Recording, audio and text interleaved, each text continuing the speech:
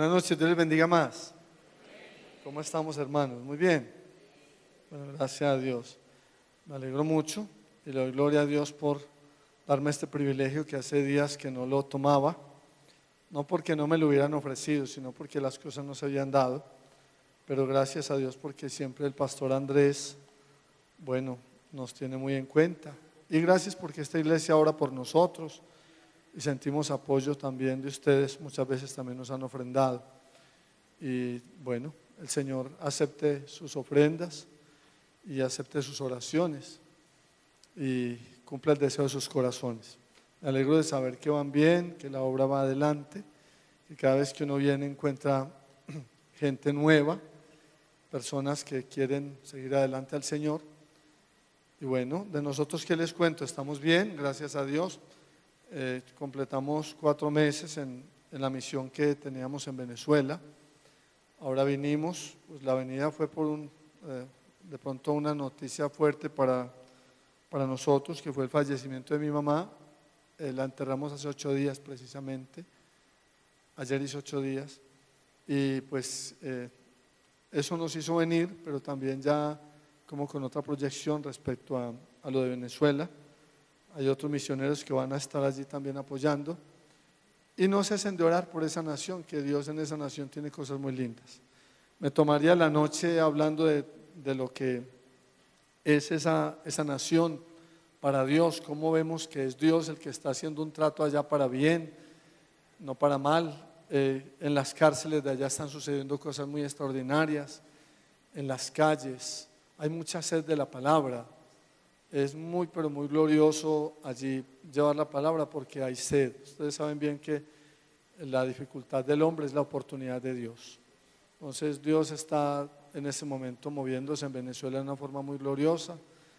Les digo en el nombre de Jesús, nunca desprecien a un venezolano. Seguramente esta noche hay algunos venezolanos aquí, estoy seguro. Y nunca desprecien a una persona, porque el Señor dice que hay que tener cuidado de los extranjeros, porque nosotros fuimos también extranjeros en Egipto, hablando del pueblo de Israel, pero cuando nosotros estábamos sin Cristo también éramos extranjeros. Y cuando usted llegó a la iglesia por primera vez, seguro que si lo miraron mal o lo hicieron a un lado, usted no se sintió bien. Igualito cuando nosotros aceptamos a alguien que no está en la fe, pero que para Dios es muy importante. Y también cuando recibimos a alguien de otra nación, que no venga con dólares, mejor todavía, ¿sí? Porque yo sé que cuando las personas vienen con euros o en fin, si no falta quien los reciba y les hacen un rinconcito en algún lugar. Pero cuando no hay dólares ni euros, no hay lugar en el mesón.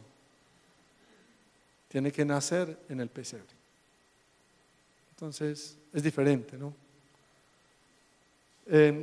Gracias a Dios por todo esto.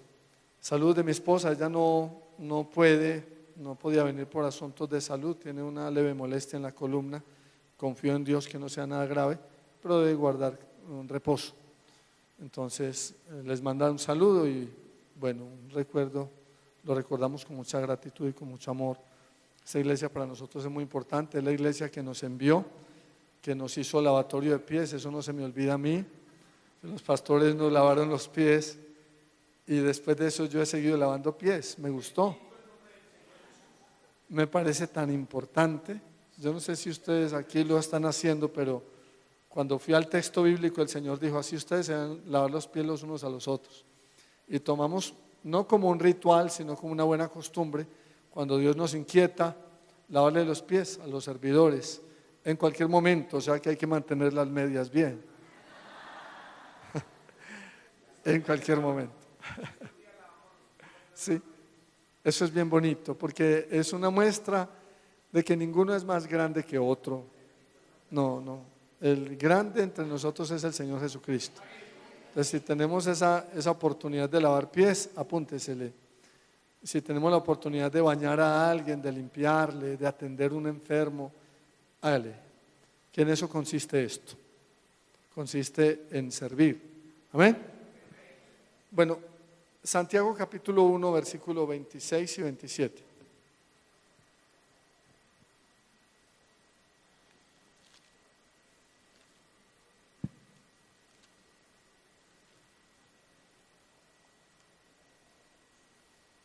Les pido oración, estamos en una proyección hacia el sur otra vez, ahora en el Ecuador, en un pueblito llamado San Lorenzo. Hay una misión que hacer allá, en unas cárceles de ahí de la costa de Ecuador. Entonces les pedimos oración por eso, que si es la voluntad de Dios estaremos allá en San Lorenzo. Bueno, no sabemos cuánto tiempo, pero el mes entrante ya debemos salir hacia allá con el favor de Dios. Entonces les informo para que sigan orando por nosotros, por favor. Amén. Santiago capítulo 1, versículo 26 y 27. Si alguno se cree religioso entre vosotros y no refrena su lengua, sino que engaña su corazón, la religión del tal es vana. La religión pura y sin mácula delante de Dios el Padre es esta: visitar a los huérfanos y a las viudas en sus tribulaciones y guardarse sin mancha del mundo. Vamos a leerlo otra vez, amén. ¿Ustedes lo leen conmigo, por favor? Leamos. Si alguno se cree religioso entre vosotros y no refrena su lengua, sino que engaña su corazón, la religión del tal es vana. La religión pura y sin mácula delante de Dios el Padre es esta: visitar a los huérfanos y a las viudas en sus tribulaciones y guardarse sin mancha del mundo. Amén. Gracias, Señor, bendito eres y tu palabra es bendita. Y tú eres fiel y tú eres poderoso y tú eres maravilloso. Gracias, Señor, en el nombre de Cristo Jesús. Amén. La religión está para nosotros esta palabra está un poquito desgastada y hasta hablamos de ella en una forma despectiva. Casi siempre se dice, no, que nos hemos vuelto muy religiosos y en fin. Pero aquí está hablando de la religión en el sentido bueno. Y dice que si alguno se cree religioso, ahí no está tratando la palabra religioso como una persona mal espiritualmente, al contrario. Está hablando de personas que procuraban vivir bien, piadosamente delante de Dios. Y él hace una aclaración en qué consiste la religión pura. Entonces hay una enseñanza que quiero compartirles hoy que dice: pura religión o religión pura. Debe haber alguna diferencia entre pura religión y religión pura. Él habla ahí de la religión ¿qué? Pura. Pero a veces nosotros tenemos conductas que se tornan en pura religión y no hay religión pura. Él ahí habla de la religión pura y sin mancha, pura y sin mácula delante de Dios el Padre. Santiago está diciendo que sí hay una religión pura. Ahora que ustedes están estudiando la iglesia de Antioquía, la iglesia de Antioquía en ese aspecto trabajó muy bien. El Señor alguna vez me podía meditar en esa iglesia y esa iglesia tenía varias características, entre ellas esto de que habla ahí. Es la iglesia que tiene cuidado de los huérfanos, de las viudas, la iglesia que tiene cuidado de los presos, la iglesia que tiene cuidado de las personas necesitadas. Esa era la iglesia de Antioquía y esa debe ser la iglesia de hoy. No es una iglesia solamente que se la pasa orando, sino que también es una iglesia que rompe los esquemas, que sale de las cuatro paredes y que impacta una sociedad. Eso hizo la iglesia de Antioquía. Se le salió a la religión judía y se aferró a la religión del amor. Ahí está hablando de la religión del amor. Acordarnos de los necesitados, de las viudas, de los huérfanos, de las personas que están pasando dificultades. Amén. Entonces, miremos esos dos aspectos. La religión pura, según el versículo 27, la religión consiste en misericordia, ayudar a los huérfanos, a las viudas. ¿Recuerdan Mateo 5:7? Bienaventurados los misericordiosos. Porque ¿qué pasará con los misericordiosos? Alcanzan misericordia. Entonces la religión pura y sin mácula habla primero de la misericordia y también habla de la santidad. Cuando habla de los huérfanos y las viudas está hablando de acordarnos de los que sufren, y cuando habla de guardarse sin mancha del mundo está hablando de la santidad. Esa palabra también está un poquito mandada a recoger a veces por la iglesia en una forma errónea, porque nosotros pensamos que eso de santidad, pues que eso es de las iglesias religiosas, pero no, la santidad conviene a tu casa, dice el Señor. La santidad dice ahí que es un ejercicio de la religión pura. Hebreos 12:14, recuerdan que dice, sin santidad, o sea que es un requisito indispensable para llegar a la presencia de Dios. Un requisito indispensable para que Dios tenga misericordia de nosotros es tener misericordia de los demás. Y un requisito para poder estar en la presencia de Dios algún día es vivir en santidad. Y esa santidad, lo decíamos, que no consiste en pues lo que nos enseñó la religión tradicional, que eran los santos que ni sudan ni les da mugre, porque ellos están ahí, son quietos, estatuas. ¿Ve? No está hablando de ser estatua, está hablando de consagrarse, de tomar en serio los asuntos de Dios, de tomar decisiones, de apartarnos del común y ser especiales para Dios. ¿Dónde están los santos? Los santos estamos aquí. Fuimos llamados a ser santos, amén. Entonces miremos ese contraste entre la práctica de la religión y vamos a llamarlo así, religión pura y pura religión. Entonces, pura religión frente a religión pura. Miremos a ver. Pura religión, miremos estos dos. En cuanto a la ofrenda, alguien me lea ahí Miqueas capítulo 6 versículo 6. ¿Qué dice? ¿Qué es pura religión en cuanto a la ofrenda?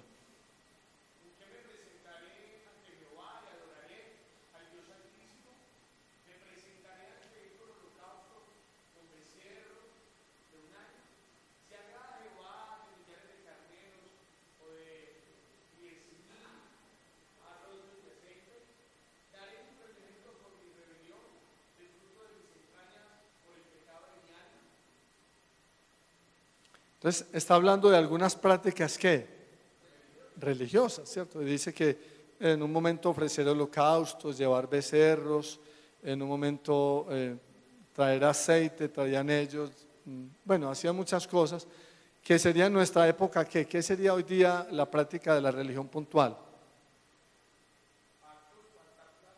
Pactar dinero, ¿qué más? Prácticas que hacemos normalmente, traer las ofrendas al altar también, ¿cierto? En un momento la alabanza y la adoración, también podemos decir nosotros que es parte de nuestro ritual, si podíamos llamarlo así, que si no cuidamos se vuelve pura religión, si no cuidamos. Podemos estar de pronto, ya sabemos levantar las manos, ya sabemos cerrar los ojos, ya sabemos decir gloria a Dios, pero pensando en otra cosa. ¿Me hago entender? O sea que somos automáticos y eso nos pasa a todos. En un momento usted viene y usted sabe hacer al cristiano, entonces usted sabe que cuando hay que saltar, saltamos, cuando hay que llorar, lloramos, cuando hay que levantar la mano, la levantamos, y eso se volvió un asunto automático. Él está hablando de eso, de que la gente llevaba arroyos de aceite, llevaba los mejores corderos, llevaba al lugar de oración, pero eso al Señor no le estaba satisfaciendo. ¿Y por qué no lo estaba satisfaciendo aunque Él lo había pedido? Teniendo en cuenta que eso lo pidió el Señor. Porque le faltaba ¿qué? Una canción que cantamos ahorita, yo quiero enamorarme más de ti, le faltaba eso, le faltaba como un sentimiento especial. Es el esposo que lleva a la casa mercado y merca, eso traguen lo que se coman, ¿ve? Pero ¿es eso ser un buen esposo? Y escuché la voz de las mujeres con más fuerza. En el ejercicio de hogar también se cae en una religión vana, en pura religión. Alguna vez en alguna ciudad, en una reunión de pastores que me correspondió asistir, el conferencista invitado venía de otro lado y dio una conferencia muy especial acerca de que llevar verdaderamente el ministerio era tener cuidado de la familia. Y él habló puntualmente de cosas con la esposa, de hacer sentir la esposa como una reina, de cosas como hasta abrirle la puerta cuando se baja del carro y hacerla sentir, ay, aleluya, vamos a tener un problema yo ahora. Cosas que parecen como un poquito, digámoslo así para nosotros, tal vez como tontas. Y él habló de eso con tanta autoridad, yo sinceramente menosprecié el tema. Y dije, no, eso no es, en eso no consiste el ministerio. Y miren, para mi sorpresa, yo pasado como 2 meses estaba en otra ciudad, en otra reunión de pastores, cuando el mismo invitado. Pero eso no es más, lo más es que la misma enseñanza. Que fuera el mismo invitado, pues podía ser una casualidad, pero la misma enseñanza, eso sí es un recontrapropósito. Y esta vez entonces yo dije, parece que a esta enseñanza hay que prestarle cuidado, y tomé apuntes. Y empecé a mirar punto por punto y dije, bueno, lo voy a ensayar. Bueno, lástima que mi esposa no esté para que ella pudiera decir amén, ¿no? Porque podía estar yo aquí hablando muy bonito y entonces decía, no, pues aprovecha que ella no vino. Pero no, la verdad es que decidí enamorarla y decidí tratarla como un novio y hacerla sentir como una princesa. Ella me dice, alguna vez me dijo, ¿y por qué no me dice reina en vez de princesa? Yo le digo, porque la reina mía es la reina Valera.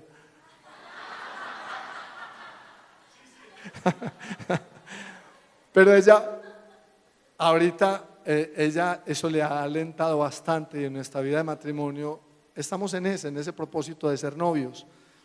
Y entiendo que eso mi ministerio lo ha ayudado mucho, o más bien no mi ministerio, nuestro ministerio. Porque le jugamos a la religión cuando nosotros estamos en la iglesia, aleluya, amén, y hasta alabamos tomados de las manos, y en casa el ambiente no es el mismo. Le estamos jugando a la religión, le estamos jugando a la religión cuando ante las personas tenemos la apariencia de que como son de felices, pero debajo de las cobijas hay otra realidad. Entonces, ese asunto de la pura religión, hasta en el aspecto de la pareja se nota, y tenemos que trabajar sobre eso. Que no estemos jugando a la religión, a cierre los ojos, levante las manos y diga amén. No, eso no consiste en eso. Entonces, Dios nos quiere concientizar de esto. Ahí, regrésate por favor, que nos faltó leer el texto anterior. Gracias. En Miqueas 4:8 ya habla de la religión pura. Mira cómo está un texto frente a otro. En el otro dice, oh hombres, Él te ha declarado lo que es bueno y lo que pide Jehová de ti. Solamente, mira esto, hacer justicia, amar la misericordia, ¿qué más? Hacer justicia es actuar rectamente, ¿verdad? Oiga esto, amar la misericordia. ¿Qué es amar la misericordia?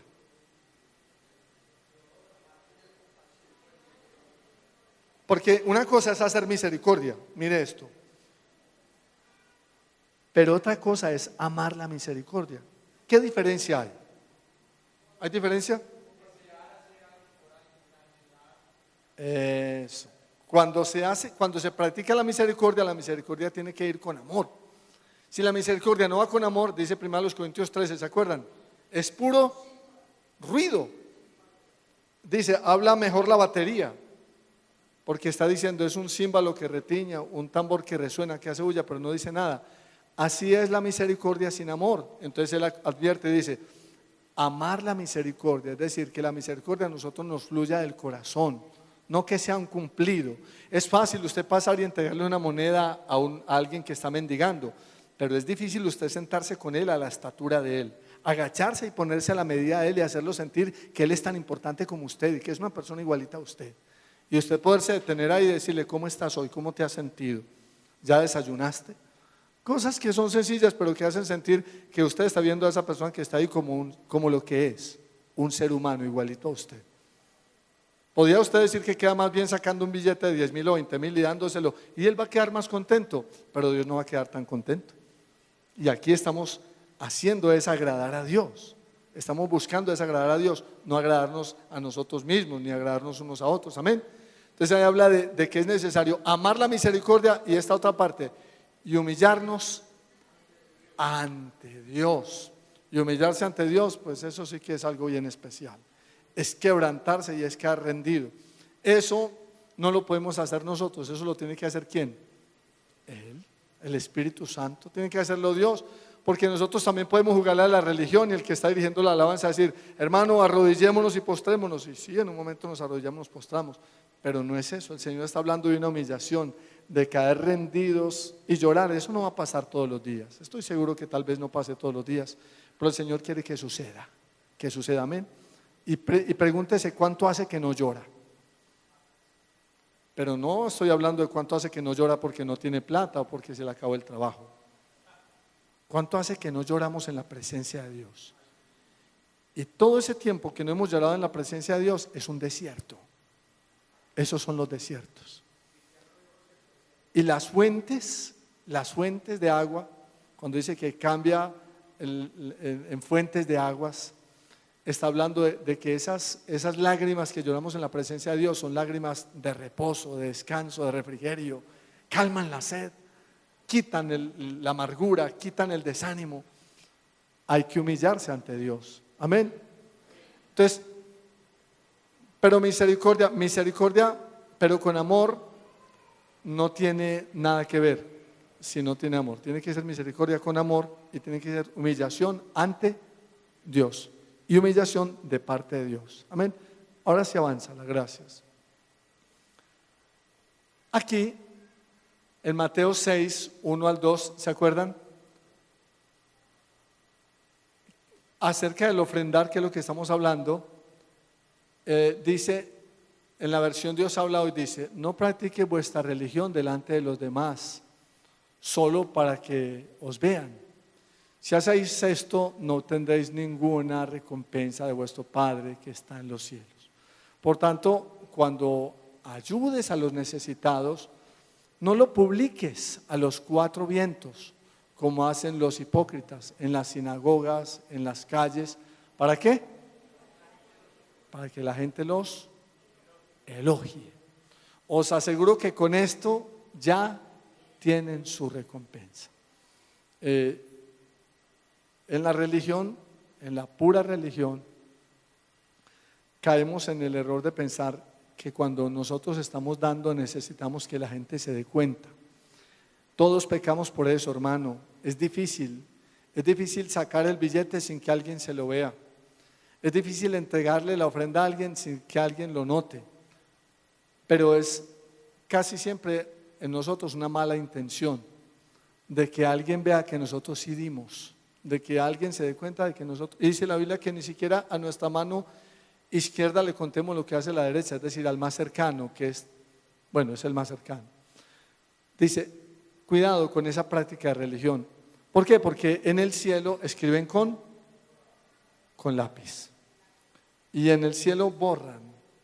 En el cielo borran cuando nuestras ofrendas, cuando nuestras primicias y cuando nuestras limosnas quedan al público. Porque dice, ya tienen su recompensa. Aquí ya le dijeron que usted es muy buen dador, entonces ya confórmese con eso. Allá borran, aquí escriben. Pero cuando nosotros lo hacemos no delante de los hombres, dice, entonces tu recompensa ¿está dónde? Allá dejan apuntadito y en aquel día le van a hacer la suma. Amén. Pues, cuidado, porque cuando nos dejamos engañar por esa parte es pura religión. Pero religión pura, dice Mateo 6 del 3 al 4, tú, por el contrario, cuando ayudes a otro, a ver si lo mueves un poquito, que quiero leerlo en esa versión, si se puede o no. ¿No? Cuando ayudes a los necesitados, no, está bien. No se dé cuenta ni siquiera tu más íntimo amigo. Hazlo en secreto y tu Padre que ve en lo que es secreto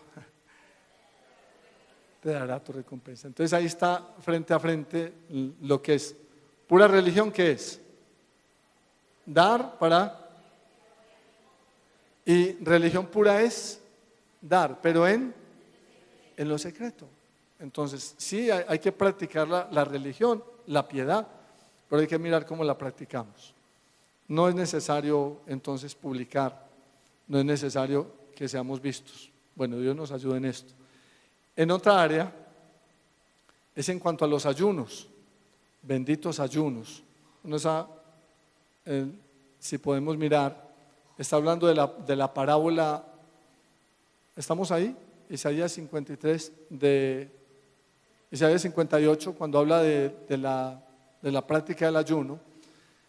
Ese texto creo que lo conocemos y dice que Dios anda buscando un ayuno que no sea para contiendas, que no sea para herir con el puño, que no sea para atropellar a los trabajadores, que no sea. Quiero que pensemos, ¿para qué ayunamos nosotros? ¿Qué propósito tiene nuestro ayuno? ¿Tenemos ayunos que de verdad le agraden a Dios? ¿Son ayunos de pura religión? ¿Estamos ayunando por trabajos? ¿Estamos ayunando para que el Señor quite un estorbo? ¿Estamos ayunando por lo que el Espíritu Santo de verdad nos guía? Ahí en ese texto de Isaías dice que ellos ayunaban como, aquí no era solamente para ser vistos, sino que ayunaban para el mal del prójimo. oiga esto, como alguien ayunando para que se muera su vecino, o como alguien ayunando para que su jefe se enferme y no vaya a trabajar, cosas como esas. Está hablando de práctica de religión en donde perdimos la sensibilidad de qué es lo que hacemos. 58:3 dice, porque dicen, ayunamos y no hiciste caso, humillamos nuestra alma y no te diste por entendido. He aquí que en el día de vuestro ayuno, dice el Señor, buscáis vuestro propio gusto, oprimís a todos vuestros trabajadores. He aquí que para contiendas y debates ayunáis, para herir con el puño inicuamente. No ayunes como hoy, para que vuestro ayuno sea oído en lo alto. Es tal el ayuno que yo escogí, que de día aflige al hombre su alma, que incline su cabeza como un junco y que haga cama de silicio y de ceniza. ¿Llamaréis esto ayuno y día agradable al Señor? ¿No es más bien ayuno que yo escogí, desatar las ligaduras de impiedad, soltar las cargas de opresión, dejar ir libres a los quebrantados y que rompáis todo yugo? ¿No es que partas tu pan con el hambriento y que a los pobres errantes albergues en casa, que cuando veas al desnudo lo cubras y no te escondas de tu hermano? Entonces nacerá tu luz como el alba y tu salvación se dejará ver pronto. E irá tu justicia delante de ti y la gloria de Jehová será tu retaguardia. Está hablando del ayuno de los dos puntos. Del ayuno donde yo me vine para un ayuno enojado con mi esposa, enojado con mi hermano. Estoy en el ayuno y tengo contiendas hasta con la gente que está en el mismo ayuno. Estoy en el ayuno y en ese ayuno estoy pidiendo por el mal de otro. Entonces está diciendo, cuidado, porque esos ayunos Dios los conoce. Pero dice, el ayuno que a Dios le agrada es que liberemos las cargas de opresión, que si tenemos un resentimiento con un hermano, que nos vamos a ir de caripelados a un ayuno, hermano. No, resuelva eso primero, no le juguemos a la religión. Que si tenemos en casa un conflicto, tratemos de solucionarlo para que al venir al ayuno nosotros tengamos esa libertad y no estemos jugando al ayuno. Porque podemos quedar bien con el pastor, pero podemos estar con el Señor como un zapato. Y no es eso lo que el Señor quiere. Entonces el Señor dice, yo quiero que ese ayuno sea partiendo el pan con el hambriento, que ese ayuno sea quitando las cargas de opresión. Que si usted es un patrón de esos que oprime a los trabajadores, no, ¿para qué ayuna mientras usted oprime a los trabajadores? Empiece a tratar bien sus trabajadores, a pagarles bien puntualmente y luego ayune. No está diciendo el texto que no ayunemos. Está diciendo qué corazón tiene el que está ayunando. ¿Ve? Porque el ayuno tiene que ir acompañado de arrepentimiento. Y el ayuno tiene que ir acompañado de un corazón sincero ante el Señor. Entonces está diciendo el Señor, yo no juego a la religión, yo no juego a eso. No sé si ustedes juegan, el Señor dice, yo no juego a la religión. Yo conozco el corazón, dice el Señor. ¿Recuerdan lo que dice Mateo hablando del ayuno? Mateo 6:16, cuando dice que tú cuando ayunes no demudes tu rostro como los hipócritas para ser vistos. Y luego dice, el verdadero ayuno dice, cuando tú ayunes, ayuna en el secreto y tu Padre que ve en los secretos te recompensará en público. Amén. Alguna vez tuve un ayuno muy particular y fue un ayuno donde Dios me pegó duro. Es bueno, lo publico porque, bueno, no me lo vayan a borrar en el cielo. Confío en Dios que no. Pero Dios me hizo, con este texto me hizo una prueba bien buena en ese ayuno. Mi esposa salió y me dejó solo en casa durante una semana. Se fue con los hijos y yo no podía viajar por alguna situación. Entonces yo dije, excelente, me voy a programar 3 días de ayuno. El ayuno tenía como un propósito un poquito egoísta. ¿Cuál era? Pues no hacer comida, no. Facilitar un poquito el asunto. Sinceramente, de esos ayunos que uno programa porque hay ayuno en la iglesia, pero no tiene propósito. El ayuno tiene que tener un propósito porque el ayuno es una humillación ante Dios. Si el ayuno no tiene propósito, es una aguantada de hambre. Y está usted igualito a los que están allá en el San Jorge haciendo fila para que le saquen una muestra de sangre. Están también en ayuno o en ayunas. Cuando no hay un propósito, el ayuno pierde completamente el valor. Y yo salí a acompañarlas al bus y cuando venía del bus me encontré un muchacho en la calle que estaba muy acabado por la droga, pero el muchacho había sido conocido de nosotros cuando chico en el grupo, en la célula familiar, había estado ahí y ahorita me lo encuentro y está seco por la droga y está en la calle ahí tirado. Y entonces yo lo saludo y el Espíritu me dice que partas tu pan con el hambriento, que albergues en casa al que está desamparado. Y yo como que siento el texto tan fuerte que me devolví, lo saludé con más cuidado y seguí el texto martillándome, que partas tu pan con el hambriento y que al que está, al desamparado albergues en tu casa. Bueno, y yo dije, Señor, ¿será que esto es? ¿Me lo llevo para la casa? Y si me vacía la casa, se corre en riesgo, ¿verdad? Y me fui, me lo llevé para la casa, yo estaba solo en casa y hice la primera prueba. Lo invité a desayunar mi desayuno. Luego él se echó a dormir en la sala y se quedó dormido, ¿cómo estaría de cansado después que desayunó? Y cuando despertó yo le dije, ¿por qué si te pegas un baño? Y ahora el Espíritu me dijo, ahora invítalo a almorzar. Entonces yo tenía que ponerme a preparar el almuerzo para él mientras él se bañaba y yo preparé el almuerzo. Se pegó un baño, se puso bien y se comió ese almuerzo con esas ganas. Ahora yo lo quería despachar y el Señor me dijo, no lo despache, invítelo a orar, a compartir con usted. Fue tan interesante ese ayuno, los 3 días yo estuve en ayuno, de verdad que sí, pero Dios me puso a que le hiciera comida a ese muchacho, a que lo acostara en una cama, a que lo atendiera y a que le compartiera la palabra. Y para mí fue tremendo porque yo no dormía, fueron 3 noches muy duras, porque yo siempre pensaba, se me escapa, claro. Pero mire lo que Dios estaba haciendo en mí. Dios le puso propósito a mi ayuno, porque mi ayuno no tenía propósito. Y ese ayuno tuvo un propósito tan especial. Cuando terminamos ese ayuno, el muchacho terminó el desayuno y yo el ayuno, porque él no había ayunado. Pero me dijo, hermano, ¿usted cómo me puede ayudar? Yo no quiero volver a esto y estos 3 días han sido muy bonitos. Y yo le dije, ¿usted qué quiere hacer? Y me dijo, yo quisiera irme para el ejército. Y le dije, bueno, y de ese ayuno salimos a buscarle en el batallón, a hacer esas vueltas, a llevar fotos y todo esto, y tan lindo el Señor. A la semana siguiente se fue para prestar su servicio militar. Entonces, cuento esto porque va a haber tareas que Dios nos va a poner y nosotros a veces dejamos la bendición tirada en la carretera. Y decimos, no, porque, como dice la canción, porque voy a llegar tarde al templo. No, Dios tiene, a través del ayuno, tiene alguna bendición, algo que hacer, y es lo que está diciendo en Isaías 58, dice, parta su pan con el hambriento. ¿Usted va a ayunar? Hay alguien que sí va a desayunar, póngalo a desayunar. ¿Sí? Tal vez usted está ayunando pero usted tiene comida de sobra y hay otro que está ayunando porque no tiene comida. Entonces está hablando de ponerle sabor a este asunto de la religión, porque es que se vuelve como simplón y se convierte como en una rutina. Y cuando Dios nos va poniendo tareas, se va como volviendo como interesante esto. Y si le vamos cumpliendo, Él se va glorificando más. Amén. Aleluya. Hablando acerca del tema del ayuno más. Pasa por favor al siguiente. De la oración. Habla de lo que es pura religión y lo que es religión pura. Mira, pura religión. En San Lucas 18 hay una historia que conocemos todos del fariseo y el publicano. Y esas 2 personas estaban orando, ¿sí? Los 2 estaban orando, pero el Señor hace claridad de cuál estaba en pura religión y cuál estaba en religión pura. ¿Sí recuerdan esa historia? ¿Cuál estaba en pura religión? ¿Cuál era el problema para que podamos decir que lo que estaba practicando era pura religión? Recuérdenme.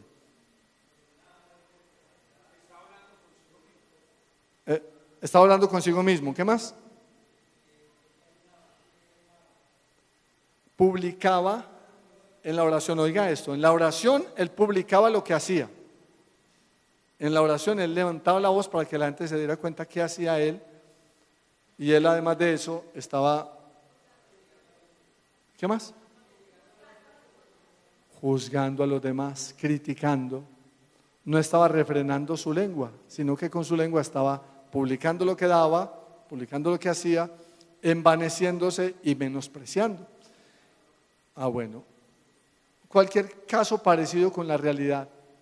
Esa es nuestra realidad. Nuestra realidad es que muchas veces criticamos a los vecinos porque ellos ponen música mundana, porque ellos hacen cosas, y en cambio nosotros somos muy súper espirituales, nosotros sí oramos. El vecino apenas está entrando a las 5 de la mañana y usted está saliendo para el devocional con su Biblia. Pero le hace falta algo, hace falta que tengamos compasión de esa persona y pensemos que si no fuera por la misericordia de Dios seríamos nosotros los que estaríamos en esa condición.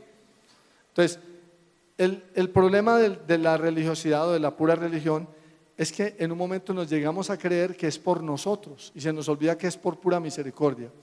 Por nosotros, ¿sabe qué merecíamos nosotros? Según dijo el apóstol Pablo, nosotros éramos hijos de ira. En la versión Dios habla hoy, dice que nosotros éramos dignos de la ira de Dios, era lo único que éramos dignos. Nosotros éramos dignos, ¿sabe de qué? De lo que dijo el ladrón en la cruz, y dijo, mira, este no ha hecho nada, pero nosotros somos dignos de lo que estamos llevando, estamos pagando las consecuencias de nuestra conducta. Es decir, el ladrón dijo, yo me merezco esta cruz. ¿Qué no merecíamos nosotros? Una cruz. ¿Qué no merecíamos nosotros? La ira de Dios. ¿Qué nos merecemos nosotros? ¿De qué somos dignos? A ver, ¿de qué somos dignos nosotros? De nada.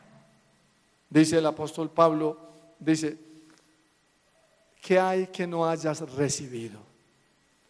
Y si lo recibiste, ¿por qué te glorías? Como si no lo hubieras recibido. Está diciendo, muéstrame una sola cosa que usted diga que es suya. Muéstrame alguna cosa que usted diga que usted la consiguió, que la compró, que le pertenece. Nada. Todo absolutamente es de Él. Entonces, como estar conscientes a toda hora que es por la misericordia de Dios. Usted y yo estamos aquí hoy en la iglesia, son las... Bueno, no voy a decir qué hora es para que no se me vayan a escapar. Pero a esta hora podíamos estar nosotros en uno de los casinos de maquinitas, en lugar de una persona que está allá. Podíamos estar en este momento, a esta hora, en una olla por allá, en algún lugar de la ciudad, o estar en un bar, o estar pues con una suerte un poquito menos dañada, estaríamos por allá metidos en un computador tratando de buscar alguna cosa que mirar de pornografía o de cualquier cosa de esas. ¿Y por qué no estamos allá nosotros y estamos aquí? Y es lo que no se nos puede olvidar, para que no vayamos a quedar nosotros en pura religión y pensar que somos mejores que alguien. No somos mejores que nadie, ¿no? Cuando habla de la dignidad de ser digno de algo, el apóstol Pablo dice, yo no soy digno de ser llamado apóstol.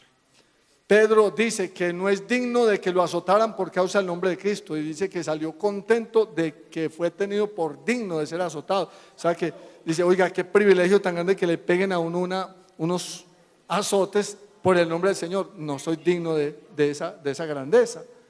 Y cuando uno mira en la Biblia eso de ser dignos, nosotros no merecíamos sino la ira de Dios.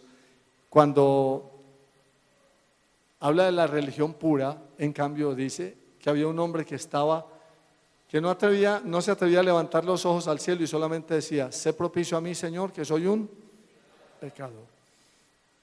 Es reconocer eso, hermanos, humillarte ante tu Dios, es reconocer todos los días, Señor, soy un pecador. ¿Sabes que a veces nos enseñan que nosotros no tenemos que pedir perdón? Y escasamente a veces las oraciones de nosotros los cristianos abundan en pedir perdón. Por lo menos lo que uno escucha de oraciones en público, pocas veces se escucha a la iglesia diciendo, Señor, perdónanos nuestros pecados. Señor, perdóname porque en este día pequé mucho. Yo sé que pequé. Y aún hay cosas en las que pequé que ni siquiera me doy cuenta que pequé. Es necesario eso, hermanos. Es necesario reconocer que nosotros somos ¿qué? Pecadores e indignos de estar en la presencia de Dios en aquel día. Como dijo el Señor Jesús, orad para que seáis dignos de estar en pie y de escapar de la tribulación que vendrá. Porque no somos dignos ni de estar en pie en la presencia del Señor cuando Él venga, ni mucho menos de escapar de la tribulación que vendrá. No somos dignos, sino que Dios en su misericordia se apiada de nosotros. Amén. Entonces todos los días hay que pedir perdón para no caer en este asunto de la religión, de pensar que yo soy mejor que los otros, yo no peco, yo ya no peco. Señor, gracias, yo ya no le hago mal a nadie, soy buena gente, soy buen esposo, buen vecino. No, eso es la pura religión. La religión pura es todos los días quedar rendido a la presencia de Dios y decir, Señor, te necesito. Un hermano hoy compartiendo nos hacía recordar esto: el menguar en la oración, el menguar en la búsqueda de Dios es pecado para el cristiano. ¿Y por qué es pecado? Porque sabe hacer lo bueno y porque en el momento en que una persona deja de buscar la presencia de Dios, está diciendo: Señor, no te necesito, yo ya sé andar solo. Entonces ya dejamos de ser niños y ya pasamos a ser adultos. Y la Biblia dice que el reino de los cielos es ¿de quién? Y un niño no puede salir ni a la esquina sin la orden del papá y sin la mano del papá. Depende completamente. Para todo tiene que pedir permiso, para todo necesita una autorización. Eso es orar. Orar es ir al Señor en todo momento, antes de salir, al entrar, al acostarnos, cuando nos levantemos, por los alimentos, en todo momento. Momentos de oración que muestran que dependemos de Él. Y cuanto más dependemos de Él, Él puede decir más: este es mi hijo. Pero cuando nosotros somos autosuficientes y oramos por allá de vez en cuando, o ya ni oramos porque somos personas muy ocupadas, porque nuestra agenda está muy copada, en ese momento ya dejamos de estar dependiendo del papá.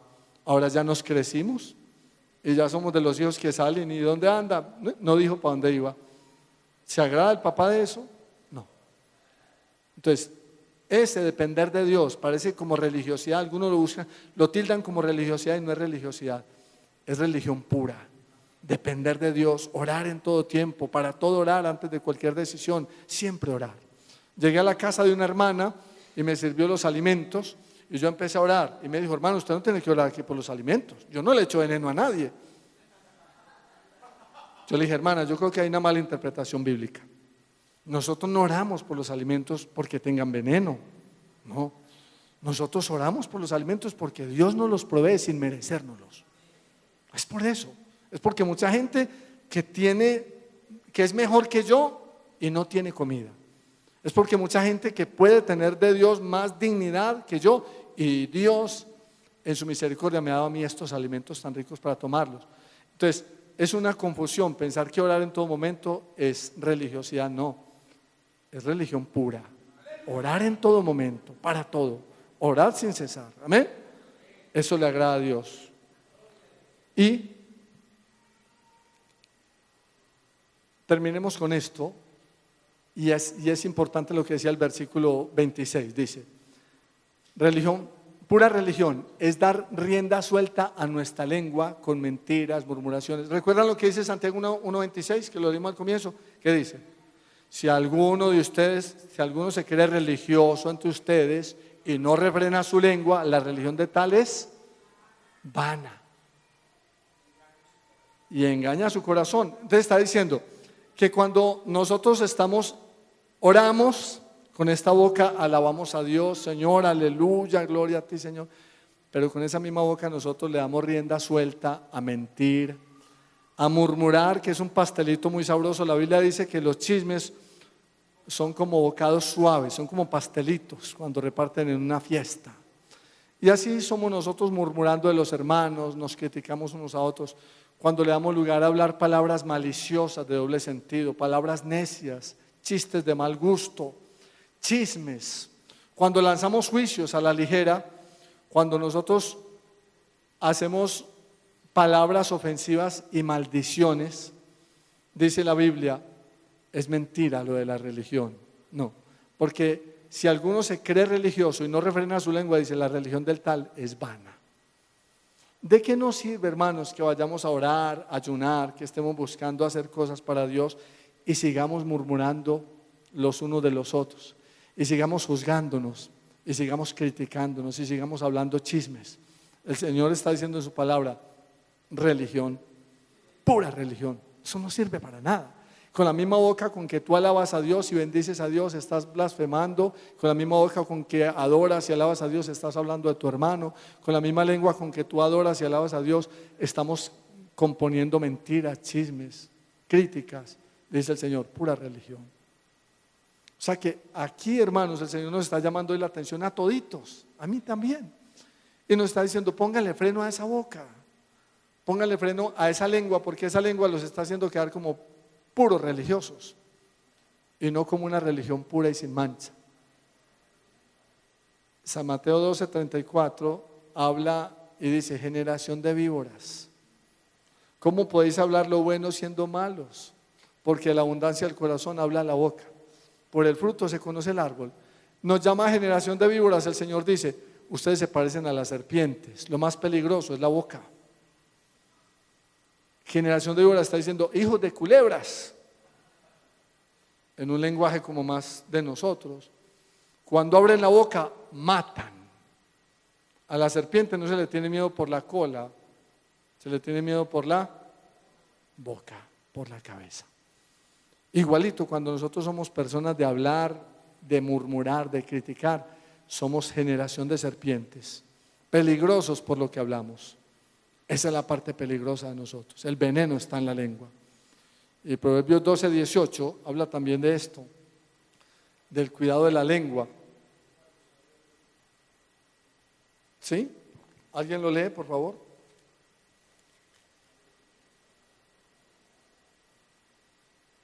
¿Qué dice? Que hay hombres cuyas palabras son como gol. Pero la lengua de los justos es. A veces, hermanos, toda nuestra ceremonia religiosa la dañamos con nuestras palabras. Podemos ser buenos diezmadores y podemos ser buenos adoradores y podemos ser también buenos dadores y podemos amar la misericordia y hacemos muchas cosas, pero el Señor dice, pero con la lengua acabamos con todo eso, porque no tenemos control sobre la lengua. Entonces la religión de nosotros viene a ser vana, viene a ser pura religión. Hoy, hermanos, creo que hay un trabajo para hacer y es escucharnos más. Eso aquí en el sonido se llama monitores y se los ponen a uno mirando para acá. Bueno, yo no, sí, aquí están. Porque el predicador, nosotros predicadores tenemos mucho la costumbre de decir, ustedes sí me están escuchando, ¿cierto que no me escuchan? Súbale, súbale, y empiezan a hacerle subir el volumen. Y es porque le hace falta esto, un retorno, para que él sepa que está hablando duro y se escuche también. Y, no, yo estoy hablando duro. Cuando no había retornos, usted pensaba que no le estaban escuchando y usted estaba aturdiendo a los hermanos allá, porque a usted no les llegaba la onda sonora, sino de reflejo. Igualito nos pasa, hermanos. Nos gusta mucho hablar y hablar y no ponemos un monitor de retorno, donde nosotros sepamos que cada palabra que estamos hablando, dice el Señor, porque cada palabra ociosa que hablen los hombres, de ella darán cuenta en el día del juicio. Porque por tus palabras serás justificado y por tus palabras serás condenado. Está diciendo el Señor. ¿Y usted se imagina la cuenta que le vamos a tener que dar al Señor? De cada palabra ociosa. ¿Qué son palabras ociosas? Chistes tontos, conversaciones absurdas, necedades, cosas pesadas. Y en un momento a veces las hacemos y las decimos como si nada. Dice el Señor, no, de cada una de esas palabras le vamos a tener que dar cuentas a Dios. Wow. Ahí viene otra vez, Señor, pon frena, pon guarda en mi boca para no pecar, porque es por la mucha palabra que estamos pecando, porque en las muchas palabras nos falta pecado. Entonces hoy, hermanos, sé que a través de esta enseñanza cada uno de nosotros tenemos algo que recibir y espero que sí. Y quiero invitarle a que oremos. Vamos a orar, vamos a pedirle al Espíritu Santo que nos redarguya, que nos haga entender qué es lo que nos quiso hablar aquí. ¿Qué es lo que a través de esto, qué porción hay para mí aquí en esto? ¿Cuál es el maná? El maná que el Señor me quiere dar. ¿Qué hay ahí para mí? A ver si puedes hablar con Dios. Ahí métete en la presencia de Dios y habla con Dios de este asunto.